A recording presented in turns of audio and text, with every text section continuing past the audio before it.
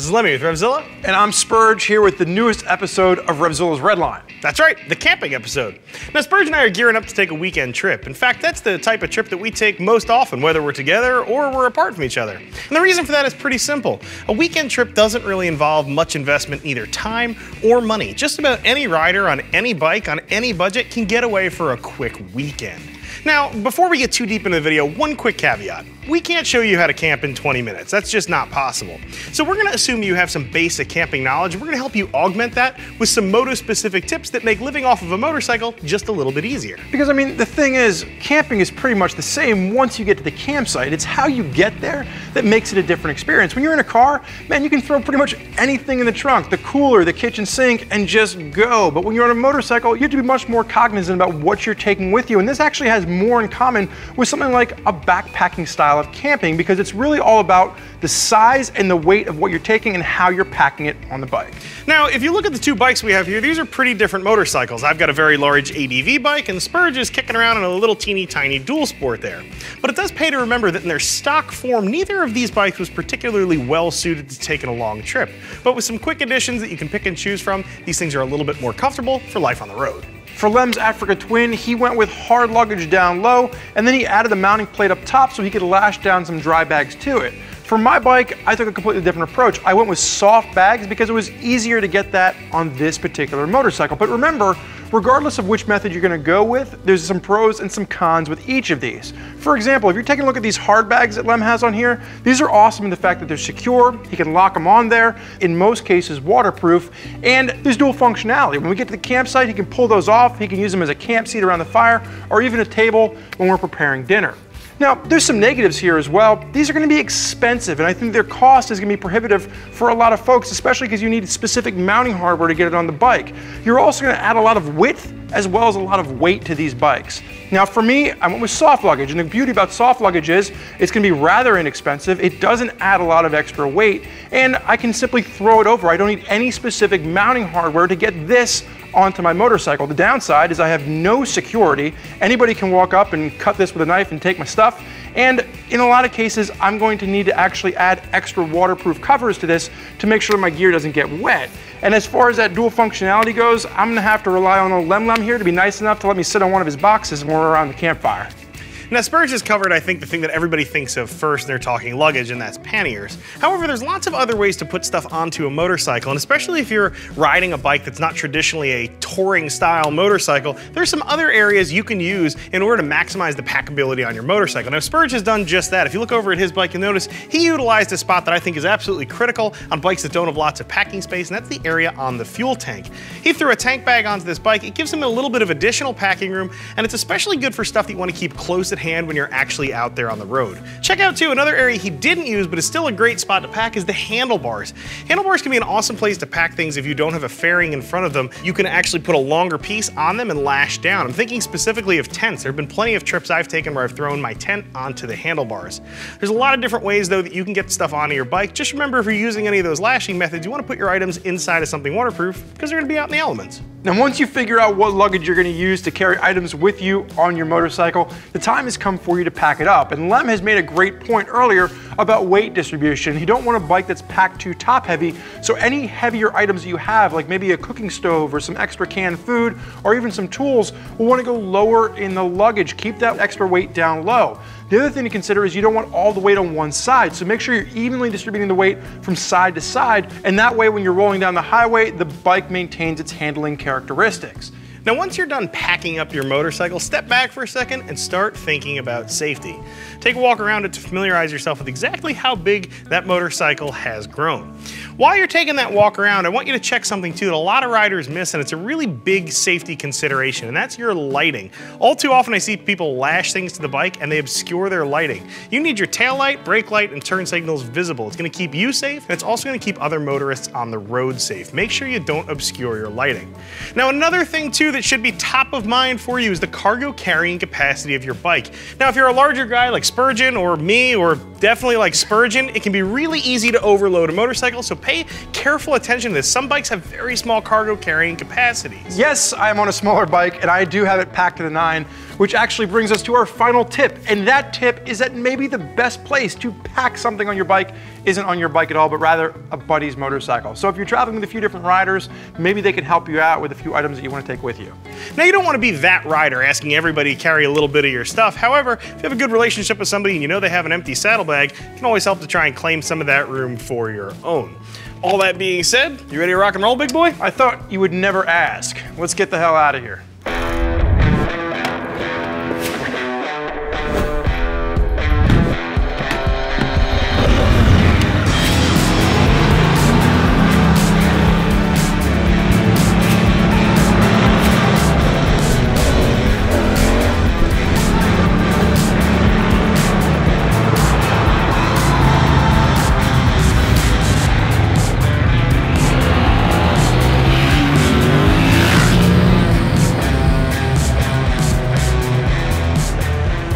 Spurgy, how's it handling for you?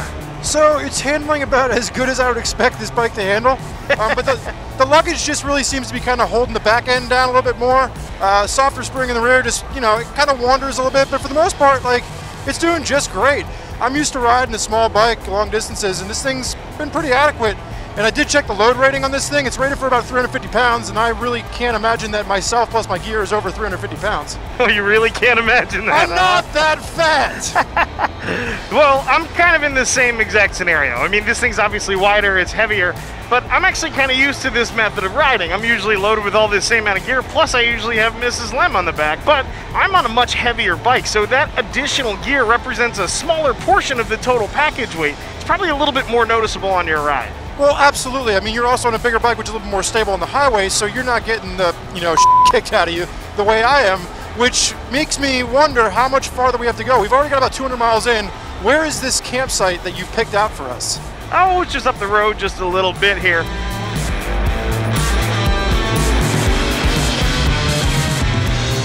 Now, viewers, this is something you might actually want to pay attention to, especially if you're new to camping. You want to have your campsite locked down beforehand, unless you're a really experienced stealth camper. And the reason I say this is in the nice months, campsites tend to fill up really fast, especially around holiday weekends, and it's a lot easier to find out that your preferred campsite is full from your office chair on a Monday morning than it is when you're actually at the gate and it's locked and you find out that they have no more room. Yeah. A few more miles down the road doesn't tell me how far. I need gas, so I need to know how much farther we're going down the road. So that's a bit of a role reversal too, I guess, because I've got the Barca Lounger here. I have nearly 3 times the tank capacity that you do. Usually it's me on some chopper with a ridiculous tank begging you for fuel. Well, it's interesting because, I mean, you and I have taken so many trips together that we know how the other person likes to ride, and that's something that you should all be aware of. When you're going out moto-camping for the first time, if you're going with some folks you've never ridden with before, have that discussion ahead of time. Know when the other people in your group like to stop. Do you want to go 50 miles in between stops or 150 miles? Otherwise, you might end up getting pretty irritated out on the road, kind of like I am right now. I need gas, and I'm actually really hungry. We haven't stopped all day. Of course you're really hungry. Hey, Spurge, enjoy the ride. Oh, God.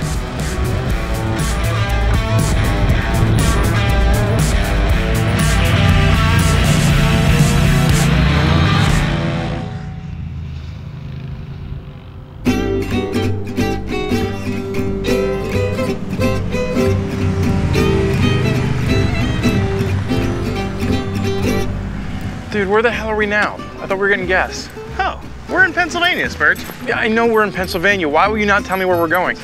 You're gonna like it. I'm telling you, dude, you can't judge a book by its cover. Come on, check this out. Tell me this ain't great. That's pretty cool. There's a lot of cool bikes here, man. Hey, Spurgy, check this thing out. This is cool. You ever see one of these? It's a Harley-Davidson dirt bike. Look at that thing.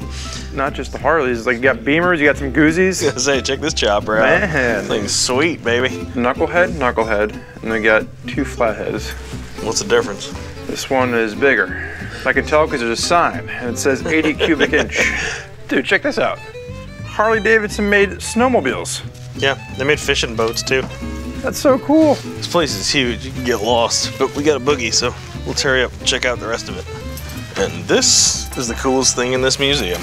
Yeah, until Pop-Up falls and he impales himself on those spikes. Do you know what this is? It's a twingle, also known as a split single. Oh, there's like a whole village over here. Mm-hmm. You got the fishing store, you got a barber shop. There's also a whole bunch of motorcycles too, buddy. So much more than just an old bike barn.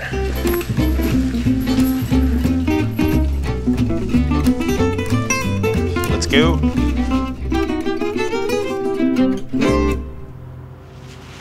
All right, let's go fill your tank and fill your belly. You still have not told me where we're camping yet. At the campground.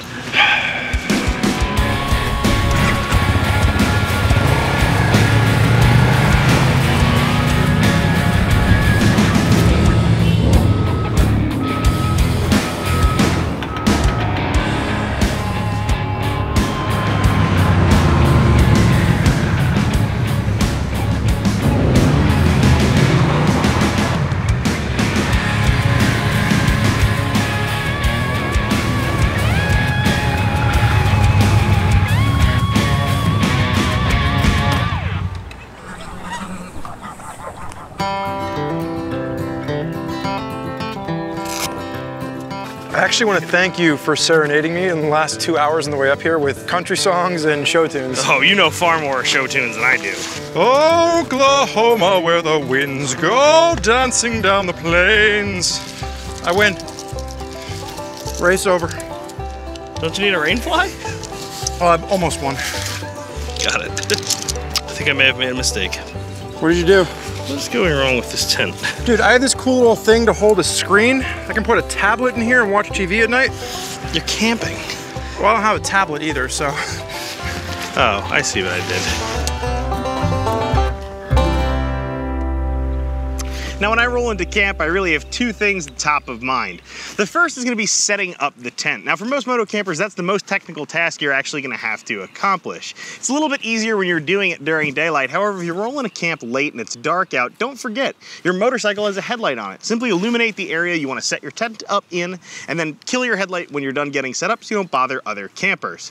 The second thing I like to do too is also slip into something a little bit more comfortable. Note that I'm wearing a set of flip-flops here. I like my feet to start drying out as well as my boots. Now, for those of you who are doing any type of mileage, you're probably going to be in a set of touring specific boots, which are almost always waterproof. Those can kind of hold your perspiration in. So by switching out to flip-flops, your feet get a chance to dry out, and so do your boots. Old Soggy Feet over here is absolutely correct about all of those things, but one of those considerations that we want to talk a little bit more about is selecting your tent, because it's important to select a tent that's going to be nice and compact. Remember we talked about earlier with that car, you have all that room? Well, on a motorcycle, a tent, a sleeping bag, those larger items are going to take up valuable real estate. Now, luckily for us, modern tents pack up smaller than ever, and for this event, Lem and I actually brought a two-person tent, and that's because when you're selecting the size tent you want, a good rule of thumb is to bump up one person in size more than you actually need. So for this trip, a two-person tent worked perfectly for us. It fits ourselves as well as any gear that we want to stow out of the elements. If you're camping with two people, good rule of thumb there is to bump up to a three-person option. Now, I like to think I'm a little bit more open-minded than my freakishly tall colleague here. I'm not quite so slavish to the idea of a tent. There's plenty of other options. You know, you can do that whole tarp lean-to thing, or of course, you can always do one of my favorite setups, which is simply the bivvy. A bivvy is sort of like a waterproof sleeping bag for your sleeping bag. You can just tuck your fart sack right in there, and they pack down exceedingly small. The downside to these, though, is that they're not always very comfortable in wet weather, so using one can be a bit of a gamble. Now, speaking of your fart sack, you should probably know that much like tents, these things are rated really strangely. The temperature on the sleeping bag itself isn't really the you'll be comfortable temperature. That's the you probably won't die temperature. If you actually want to be comfortable in your bag, you want to select one that's probably going to be about 20 degrees colder than the area you plan on camping in.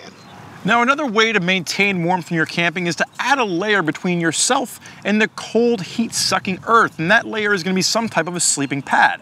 Now, for me personally, I like to go with the self-inflating air pad, and the reason I like to do this is it packs down nice and tight. When you get to where you're going, you can unroll it, you open up the nozzle at the end, it inflates itself. Sometimes it does need a little help, but for the most part, this is a really easy way to maintain a layer between you and the ground, and the side benefit here is it adds comfort. The ground is is hard, there's rocks down there. So this is gonna give you a better night's sleep. And again, that self-inflating pad, because it packs down so small, works great regardless of what size motorcycle you're on. Not all of us are on giant adventure barges.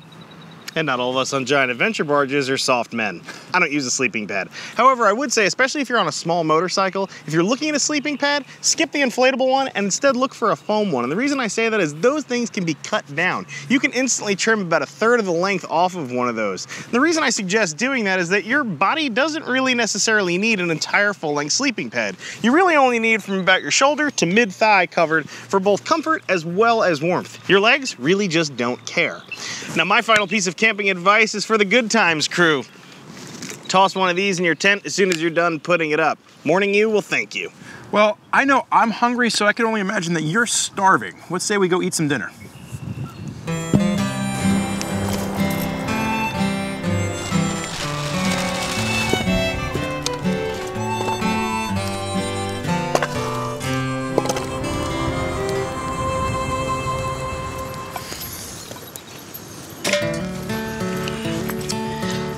Now, when it comes to grubbing down, you've got a couple different options. The easy one is simply eat out. Grab some grub before you roll into camp. That's especially good for those of you on small bikes who don't have a lot of packing room. Of course, one of the other easy options you've got as well is to order in. It's kind of surprising how many pizza places will deliver late night pies to a campground. Now, those only work, unfortunately, if you're in a civilized area. If you're heading for the backcountry, you're gonna have to cook for yourself and pack some food in. Those first two options can get rather pricey too, and remember, one of the reasons we're going moto camping is to save some coins. So when you're thinking about bringing food with you, plan on any non-perishable items. It's cured meats, nuts, or just some cans of chili or maybe some stew. This makes a really easy meal. Now, I used to just pop this open, stick it in the fire, and eat it warm right out of the can, but one of our common tread readers let me know that these cans are now lined with plastic, so that's no longer an option for me. What I do is I just bring a little pot with me that folds down, put the chili right in here and cook it over the open fire. Easy meal in a can. If you're not as fancy as this guy, there's no rule that says you can't just eat it cold out of the can. He's an animal. Cowboy style, buddy.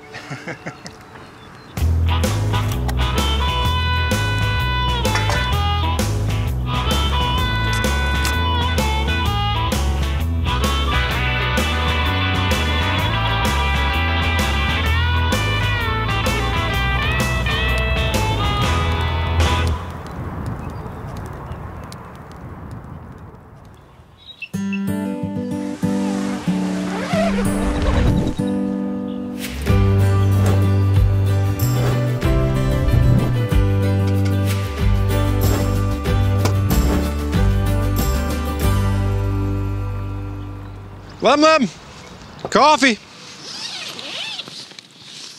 What's going on, sunshine? Yeah, not too much. How did you sleep? Thanks, on my back. Yes.